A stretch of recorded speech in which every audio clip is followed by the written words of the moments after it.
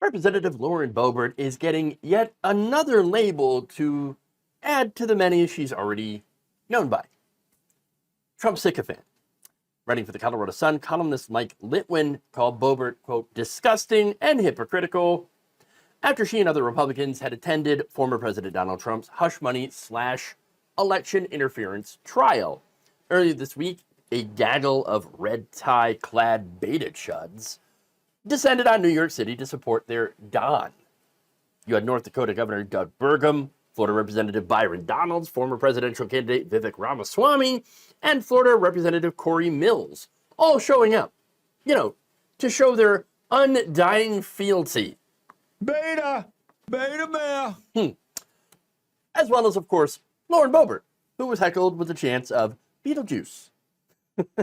Now, Littwin writes that she was defending someone who was, quote, doing all he can to trash the American system of criminal justice. Like they care. Quote, whether Trump is found guilty or not of book fixing, he's definitely guilty of catch and kill sleaziness, of 10 counts of contempt of court, and not incidentally, of doing all he can to trash the American system of criminal justice. And that's the person Boebert came to defend. Well, to be fair, Boebert hasn't exactly been on the good side of the law for most of her adult life. Just saying, she's got a little bit of a record. And of course, still, she defended Trump by attacking witness Michael Cohen, as well as the daughter of Justice Juan Merchan.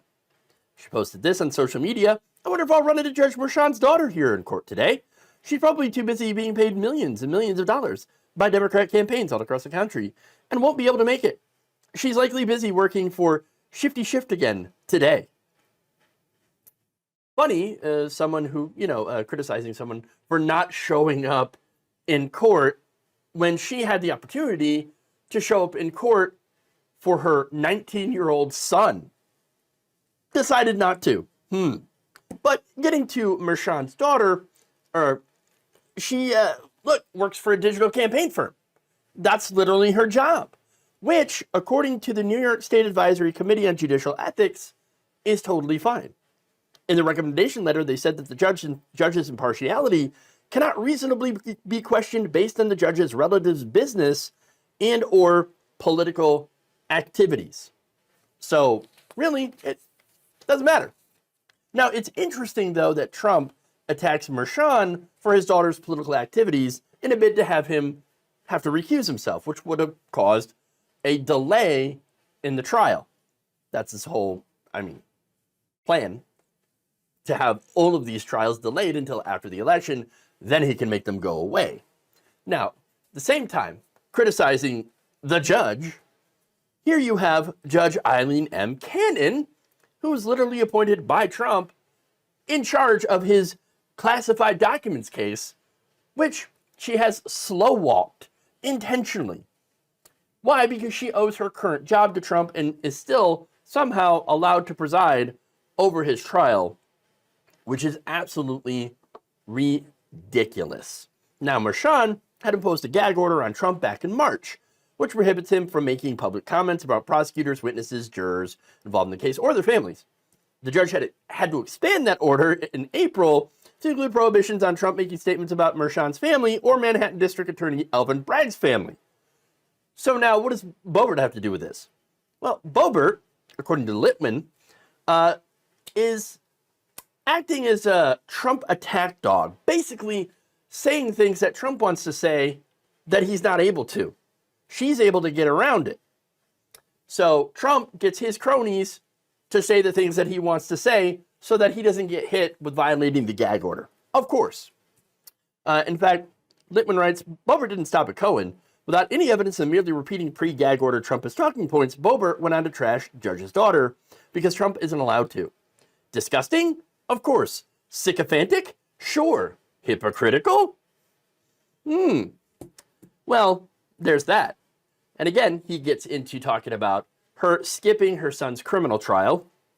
19-year-old Tyler Boebert, currently facing 22 charges, including 1 felony count of conspiracy to commit a felony, according to Colorado's Rifle Police Department and documents from Garfield County Jail. He is also facing charges including alleged misdemeanors, property thefts, and breaking into cars in his hometown of Rifle, Colorado. So now, why did Boebert not go there, but showed up for Trump? Well, it's because she's more worried about her political career than her family. Speaking to Newsweek, Christopher Phelps, a professor of modern American history at the University of Nottingham, in the UK, said, well, hey, look, that makes sense politically, right? That she would go and do what's better for her career. Showing up at like-minded politicians' trial can hardly be faulted in itself. Boebert badly needs her to position herself as a Trump ally to win her Republican primary next month in a new district in Colorado, having fled her old one after being filmed groping her date during a theatrical performance and being belligerent with staff who tried to stop her from vaping. However, Boebert also lent herself as an attacker of the judge's daughter, saying things Trump himself has been forbidden from saying by the judge. In that manner, she is part of Trump's smear campaign against a justice system that is actually functioning at a high standard of fairness and determining whether he was guilty of a felony offense by secretly bribing a porn star not to go public about their affair at the height of the 2016 campaign. So, yeah, understand that this is a great example of what the Republican Party has been reduced to. A bunch of weak-minded, sycophantic toadies who have traded their dignity for a con man.